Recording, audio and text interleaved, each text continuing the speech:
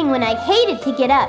Toasty inside, cold outside, and worst of all, Amy, it was a school day. Hey, sleepyhead, come on. Amy, you must get up. Amy, for heaven's sake, wake up. Oatmeal with cinnamon for breakfast.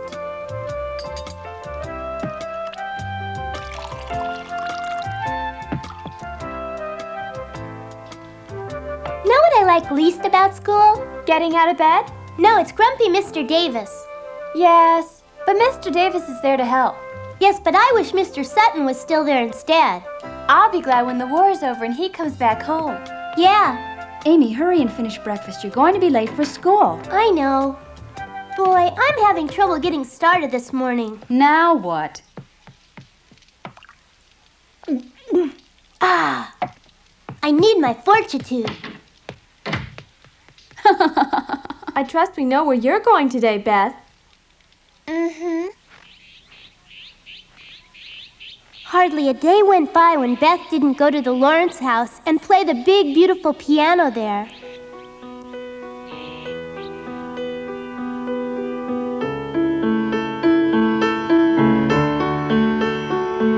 Beth never seemed happier.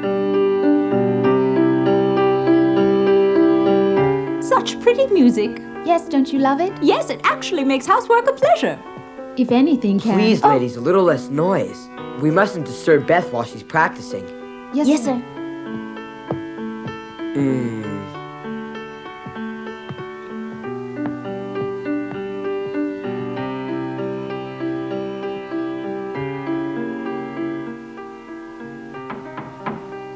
Yes? You wanted me, sir? Yes, I did, Laurie. Come in, please. Yes, sir. Have a seat. Mr. Brooke arrived? Not yet, sir. Beth's playing doesn't disturb your studies in any way, does it, Theodore? Not in the least, grandfather. All right, then. Hi, boy, I want you to do something. Beth loves her music. Yes, but I think it gives the rest of us just as much pleasure to listen to it. Agreed, and because of that... Oh, new sheet music. And Chopin is Beth's favorite. She's already played all the old ones, so I've ordered her some new ones. Having music fill the rooms of this old house has given me a great deal of joy. I know what you mean, grandfather. It was my intention to leave the scores on the piano, and she arrived before I could. Theodore, you will give them to her. But why not give them to Beth yourself, grandfather? Wouldn't that be more appropriate? After all, it is your gift. I'm afraid it would be a gift accompanied by a fright. You see, as fate would have it, I happened to be standing at the door upon Beth's arrival earlier this morning. Well, she had only to take one look at me, and then she almost darted out. Really? Beth is very shy. What did you do then, sir? I pretended not to notice her, and then I came on in here. If Beth only knew the truth of it. That big bad grandfather was just as startled as she was. I guess it must have been my face, but I can't change that. And that's why you must give Beth the music, if you will. I will, sir. But I'll also tell her that my grandfather is not the mean old ogre that he appears to be. You will say nothing of the sort, Theodore. Yes, sir. I have an appointment. Good day.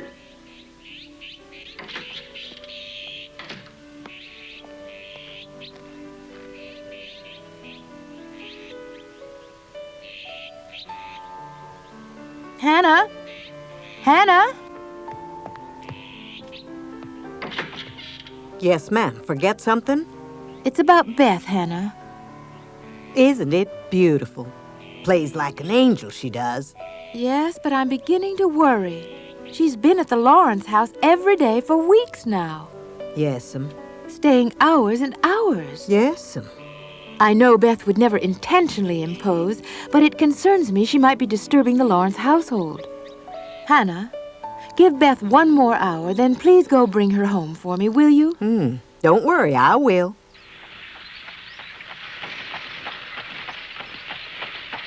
Stop, Dan. Mrs. March, may I give you a ride? Oh, good morning, Mr. Lawrence. I hope you're well. Nice of you to stop. Thank you. It's such a chilly morning, Mrs. March. Please get in. It's no bother? Nonsense, my pleasure. Besides, the office of the Soldiers' Aid Society is on my way. Why, thank you.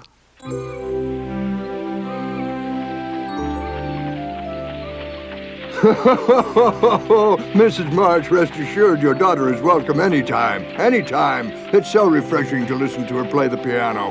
And I do believe Laurie would have me tarred and feathered should I not allow Beth to visit. What? But what about Laurie's education, his daily tutoring sessions with Mr. Brooke? That music doesn't interfere with his studies one bit. In fact, I actually believe it helps him. Yes, but doesn't he need to... Adam, the influence of your daughters upon my nephew Laurie has been good for him. It's my fondest hope that their lively example might inspire him to become a bit more industrious himself. Well... Please let Beth continue with her music.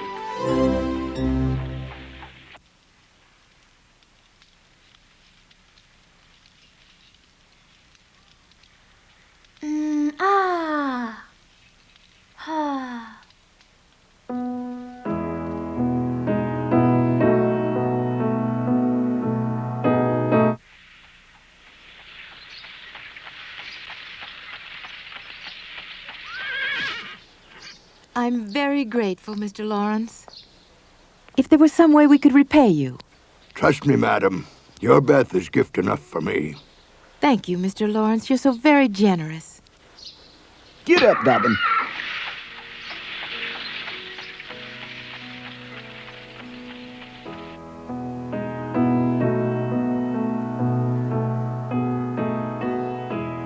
And while Beth played, poor Laurie had to study.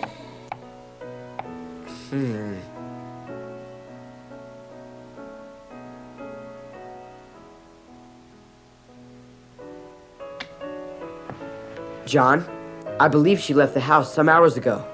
What? I said she isn't there. She went out. What are you talking about, Laurie? I understand Meg works as a tutor like you.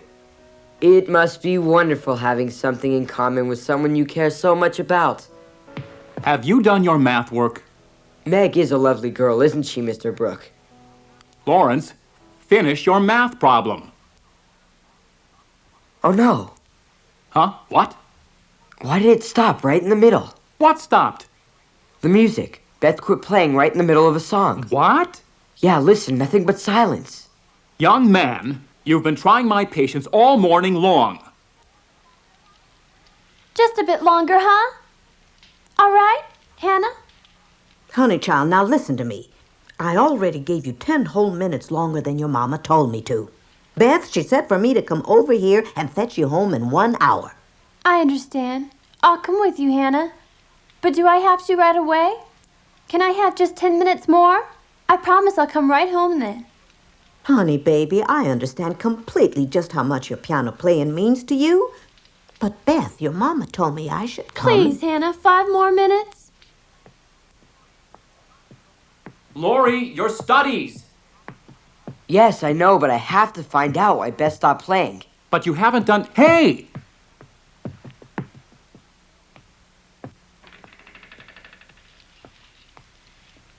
What the? Listen.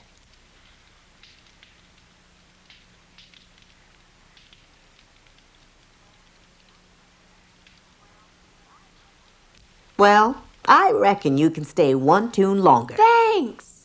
That is, if you'll play my favorite tune for me, all right? But which one, Hannah? You have so many favorites. You know, the one that sounds like this here. Do-do-do-do. Chopin's Waltz? Yeah, right. Let's get back to work. There's nothing wrong with Beth. Please, can't we stay and listen for a while? Have a seat, Mr. Brooke. Now, play, Beth. Okay, Laurie.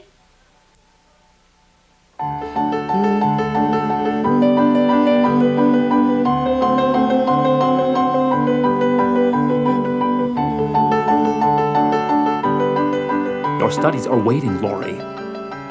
That's not fair, Mr. Brooke. You kept me waiting one day while you listened to Beth and Meg play. Right? Anyway, I can't concentrate on math today. Okay?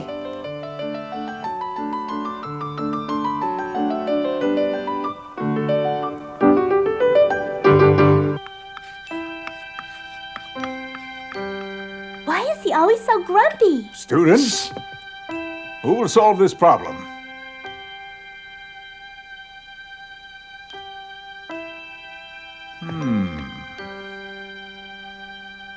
Miss Perkins, how about you? All right. On second thought, you've already been up this week. Well, then you may sit down now. Thank you. Let's see. Miss March, Yes? please step to the board. But I've been to the board this week already, sir. Yes, but that day, Miss March, all of your answers were wrong. Today, I expect improvement. Yes, sir.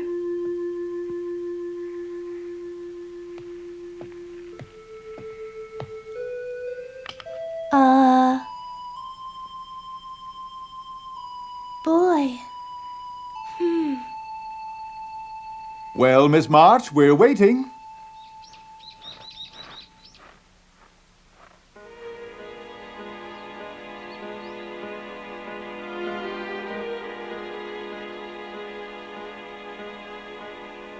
I can't believe the problem is that difficult for you.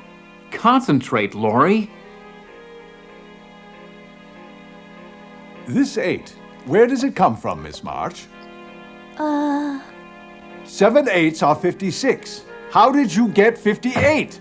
Miss March, it's quite obvious by your incorrect answers you don't know the multiplication table yet.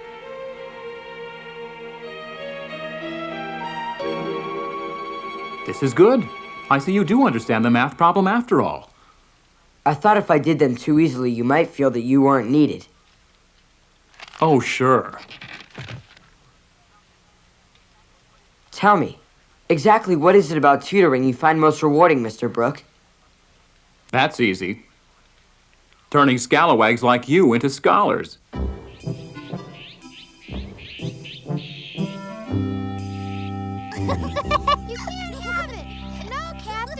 Catherine, Thomas, we're going now. Did you hear me? Come along now. Golly, I'm freezing. Hello, Meg. Good afternoon, Anthony. How come you're out on such a brisk day? Oh, I don't mind at all, and Catherine and Thomas need the fresh air. Oh, they seem to be enjoying the snow. I envy them. And what brings you out into the cold, Anthony? What kind of a reporter would I be if I stayed inside where I can't do my job? I see. Meg, may I leave a message with you for Jo? What's that? I could tell her myself, but I'm afraid it might upset her. I want to help her, but knowing Jo, I might just make her mad at me. Oh, but why should she? Well, you see, I read her story, and I'm afraid it isn't very good. You see, Oh. Well, it's better than her last by far. And I know that she's talented. So, if she had written it naturally and simply, she would have had a perfectly wonderful story. That's all? You know Jo. That'd make her furious. Anthony, don't worry. Don't worry. Yes, it'll work out. Oh, you think so, huh? Well, of course. It isn't criticism. Think of it as encouragement. Yes, that's exactly right. Will you tell Jo? Yes, Anthony. Of course I will. Ah, bless you, ma'am. I'm more than happy to help. What a relief. Thanks again. I think he's really interested in Jo. Golly. Catherine, Thomas, come along now.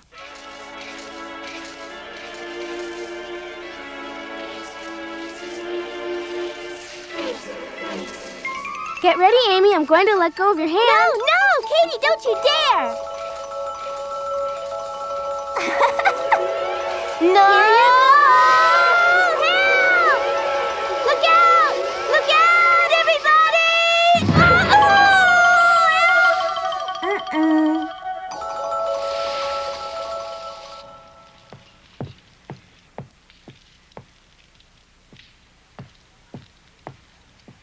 Are you really sure that's what Anthony said, Meg?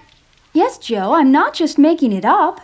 He said, I can see she has talent, and he thinks it will be a wonderful story. Phooey, I don't think he'd know good literature if it walked right up and bit him. Well, he certainly appreciates your ability. Tell him I'm flattered. It would be so much easier if he and I could share our ideas about writing. I know, but I think Anthony's a bit shy about talking with you. That's a laugh. He's just stuck up. Come in. Hey, Joe. We need a favor from you. From me? Yes, and Meg as well. Oh, really? What is it, Amy? Beth needs a favor too, but hers is completely different from mine. Beth, tell them what you want first. Well, I want greatly to do something special for Mr. Lawrence. Is it because of his piano? That's right. You mean you'd like to give him a present? Yes, I've given it some thought. I'd like to make him a nice new pair of warm slippers. Oh, yes, that'd be very nice. It would. You think so, Meg? Really? Yes, it's a wonderful idea. But I don't have enough money to buy material to make Mr. Lawrence's slippers. Don't worry about that, Beth. I just got paid for a story I sold to the newspaper today. Oh, Joe, really? At first, I actually had second thoughts about accepting payment for my story due to a certain person I know, but then I said to myself, why not, Joe? You've earned every penny. So we're rich, and I've got plenty of money to buy your materials for you, Beth. Oh, thank you, Joe. I'm glad for you, Beth. Thanks. And what do you want? Speak up. Well, I want a pair of ice skates. You're asking for the impossible. Isn't she, Meg? Skates are expensive. No, they're only $1. Huh? You sure? Yep, that's right.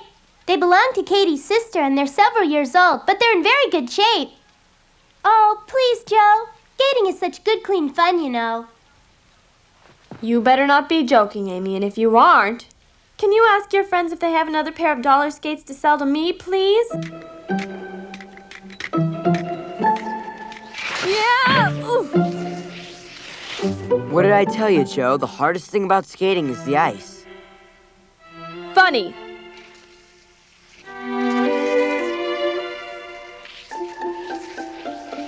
I think I'm getting the knack. That's because I'm a good teacher. Also because these are a very fine pair of ice skates. Proof that quality is not always determined by the price. Okay now, Joe, how about trying it on your own with those quality skates of yours? I'm not ready! Laurie! Hey! Ooh! Ooh! Oh!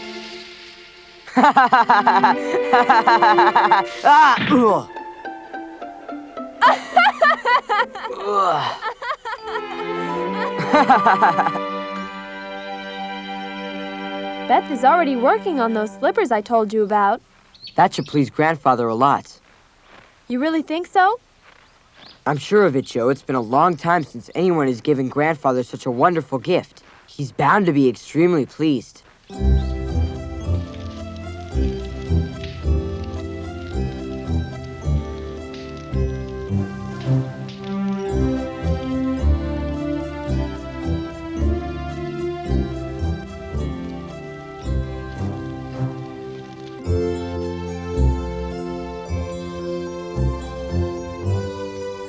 It looks very warm and comfortable. It's a great gift, Beth. Really?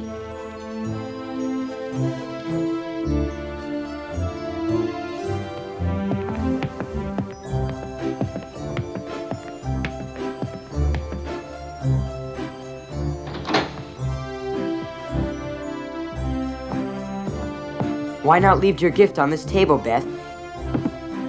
This is the best place because this is Grandfather's favorite room and he's sure to see it when he comes home. I know he'll be very pleased. Thank you.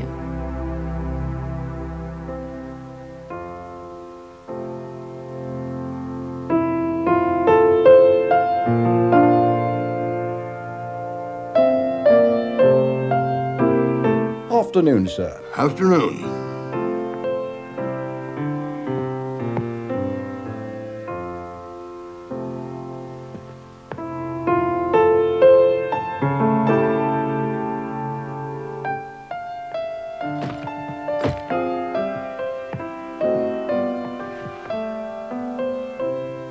Oh dear, what a day.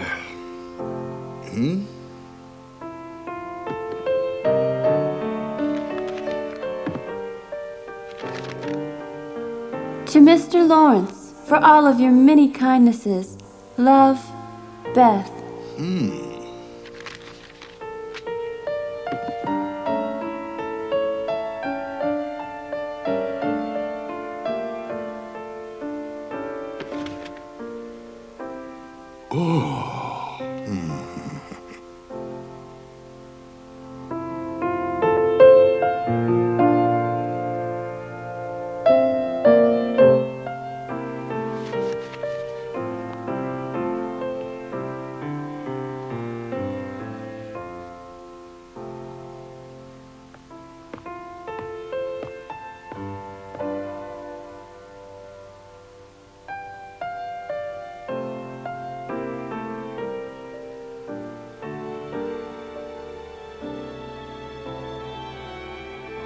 Mr. Lawrence must have been very happy with the gift Beth made for him.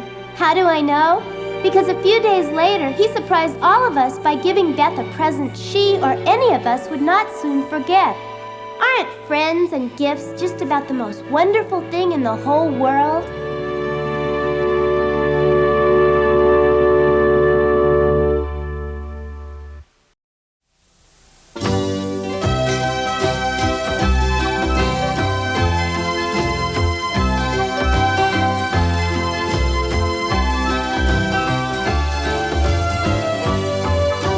Fortunes of war can